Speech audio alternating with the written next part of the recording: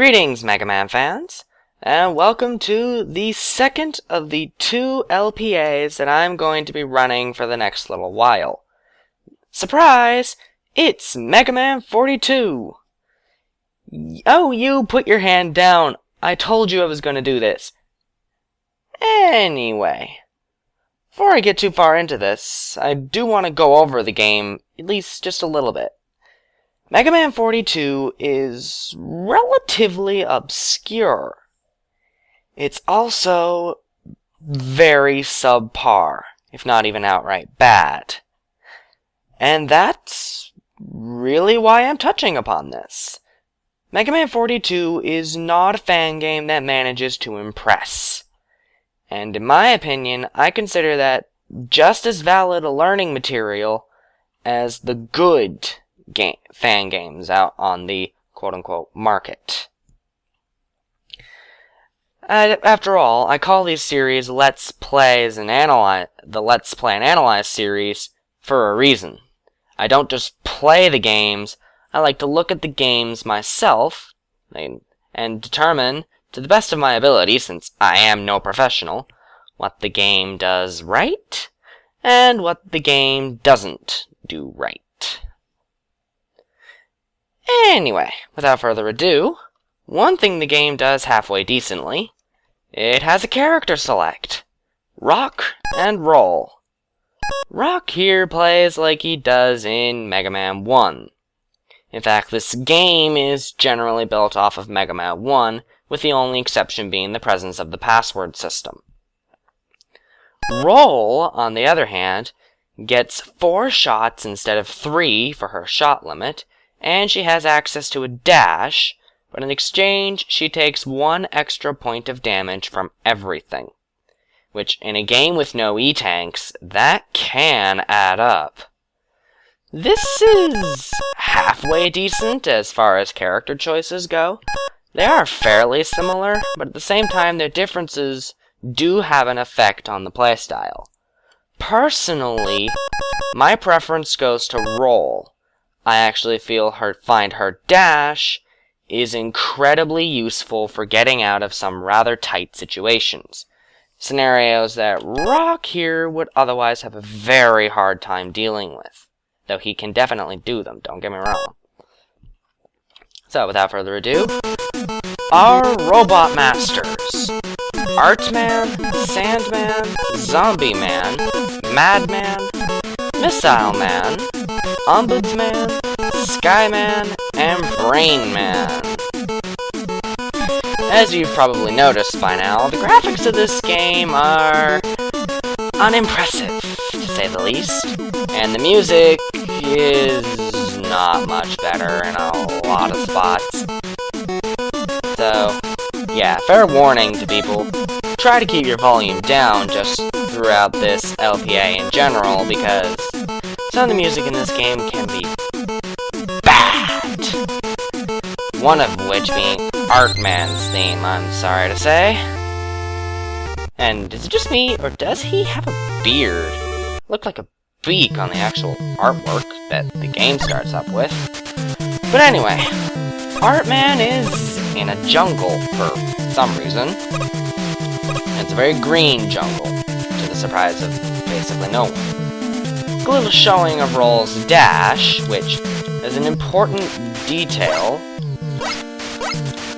Her dash does very much behave like you would expect a dash to behave, though I tend to use it more for mobility, more for a slide than as an actual dash. That being said, you actually use it almost exactly like the slide, with a down jump maneuver. However, you actually have to be holding forward in order to make the dash, dash. Simply holding down jump just makes her jump like normal. And a quick little proof of concept, 4 shot limit. Keep that in mind that you have a little bit more ammo as Roll, for lack of a better term. Anyway, our first real enemy type that we meet in this stage are these hang glider enemies that drop bombs on our head. They're generally not too dangerous so long as you're patient about dealing with them. However, do be careful around any enemy in this game with an explosive weapon. Not only is the knockback higher in this game than normal, the explosion hitboxes also seem to be bigger than normal. Like, just a little, I'm going to make an attempt to do pull a case in point here. Just a quick little proof of concept while it's relatively safe. Like, that probably would not have hit me if we were playing Mega Man proper. And also enemy respawn is clearly a thing in this game. Anyway, this guy right here is, I call him Springhead. Yeah, I don't really have the official names to these enemies. He is the game's Gabule, and he's honestly kind of annoying. The gliders here aren't too dangerous, making this a pretty decent room to start with. So this next room right here is one of my favorite rooms in the stage, if not the game. The wall spinners right here are introduced actually pretty decently, given the fact that the player ideally should pause and take a moment to ask himself, okay, what are these things and what do they do? These red little wall cannons, which I call wall spinners, they'll flip up off the wall and fire 2 spreads of energy pellets. The first spread in a T shape, the second in a Y shape. They're generally not too dangerous, particularly with the setup that this one employs, as really the diagonal shot shouldn't hit you because of where the terrain is set up, allowing you to jump up and just kind of observe him safely. But at the same time, it also gives you a chance to learn about ball throwers' behavior. See, he throws these red bouncy balls that you can actually destroy. Assuming I can actually manage to hit one. Which clearly not this time. But I do like how Wall Spinner there gives him a distraction. Enough of one that he actually gets a chance to throw a few shots of his own. Which is pretty nice. He also makes an interesting obstacle while dealing with that second wall spinner, which I can appreciate. Difficulty curves. Yay! And I actually get the chance to demonstrate that, like I said, you can destroy ball thrower's ball. The second one is a little trickier. Only a little. And that's pretty much because he actually gets the chance to throw a little more at you. These guys are Slimers. They're these living killer paint globs that fall from these tubes on the ceiling. They do respawn endlessly, so there can only be a maximum of 3 on screen at a time. If you shoot one, it will split into these 2 smaller Slimers, which don't count towards the hard limit at all. I think the little ones jump more often, but in exchange, they're not as strong, and they have a much lower jump height. That being said, if you can avoid killing Slimers, avoid killing them. And if I hadn't dispatched Wall Spinner as quickly as I did, Ball Thrower there might have had the chance to become a halfway decent obstacle in dealing with it. Since if I had tried to take out Wall Spinner from right here, his red bouncy ball would have hit me in the face. Fortunately, Wall Spinner doesn't have a lot of health, and by this point, you should really know how the Ball Thrower behaves. You should know better than to stand where it might be able to hit. And more Slimers. They can't reach us up here, so I'm going to take a moment to take advantage of the hard limit on how many Slimers there can be.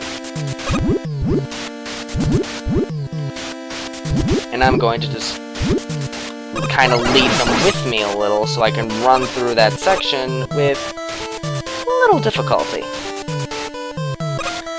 Anyway, since this is as good a time as any, I may as well mention the spikes, which Ball Thrower seems to have some difficulty with. Spikes in this game behave like Mega Man 1 physics, meaning if you touch them, you die. No ifs, ands, or buts, You're dead now. I'm not a fan of that. But then again, we already all know at this point, at least I hope we do, we know that Instant Death and I don't get along. And thanks, Springhead, you actually didn't cost me that one up at all, since I don't have what I actually need to get up there in the first place. Even if you do get all the way up there without getting knocked down by a Springhead or one of the Red Eyes, if you don't have one of the master weapons of this game, you're still not getting that. You don't have the jump height. Red Eyes are the game's homing floating enemies. They can show up in dangerous positions, but on their own, they're fairly slow. And Springhead manages to put himself in a situation where I can't really hit him. And that was way too close. Oh dear. Oh dear, oh dear, it's following me. That's not good. Okay, I'm through. So those last two rooms. First, interesting final use of Springhead, putting him in a situation where you actually can't just shoot him and stop him. Makes him a little more dangerous than most of the time. As for the final glider room, as you all noticed, that last glider turned around and started following me. And while dealing with them when they're just flying past you is simple enough, dealing with them when they're behind you and basically flying towards you, while there's others flying in the opposite direction, that is challenging and actually quite tricky, making a pretty solid, it's actually a pretty solid final room for the stage. As a final little segment, we have 3 ball throwers in this Mega Man 1 styled corridor, and then the boss door. Artman stage is kind of a slugfest type stage, which really, most all of these are going to focus more on fighting you with enemies than with unique stage gimmicks. Which, it's not always a bad thing. Artman stage, in my opinion, is one of the stronger stages in Mega Man 42. It actually has a few moments in its level design that, in my opinion, are actually really clever. So, I can applaud it for that much, if nothing else. Pity its corridor enemies are really freaking easy to dispatch. Speaking of easy to dispatch, Artman is difficult. Well, difficult. No, he's not. He's annoying. For reasons like that, he runs back and forth and throws these color globs onto the ground. And he jumps whenever the heck he wants. His color globs will stun you if they hit you. And if you happen to walk onto their puddles, well, that still hurts. That being said, though, Artman does take double damage from the Buster. So as a result, he goes, and with how often he is in Buster range, he goes down very, very fast. As a result, he's annoying, since it's pretty much impossible to beat him without taking damage, simply because you cannot predict when he is going to jump, or when he's going to attack. Though, well, no. You can kind of predict his attack, since he does swing his paintbrush a few times before throwing a color glob, but that's not much. Anyway, with Artman out of the way, we've completed our first step into Mega Man 42. And in fact, we've even picked up his weapon. His weapon is, obviously, those paint globs. The color glob. It's an arcing blob that if it hits an enemy, assuming it doesn't kill it, will stun it. And a stunned enemy is a lot less dangerous since they're not really moving. If you miss, however, you'll still create a little glob of paint on the ground, which, if an enemy happens to be stupid enough to walk over it, then color glob is still going to damage them. So either you'll kill the enemy, you'll stun it, or the enemy will walk onto the puddle. Take your pick. That's not something I can complain about, really. I actually kinda like Color Glob. One other little thing, this game has a password system. Which, okay, fine, the original games did use one too. But really, it's... I prefer safe systems, personally. If nothing else, they tend to be harder to cheat. Anyway, with that was our first step into Mega Man 42. Bit of an interesting one, and unfortunately, I honestly think he was probably the best stage we've got. Yeah, the rest are probably going to be all downhill from here.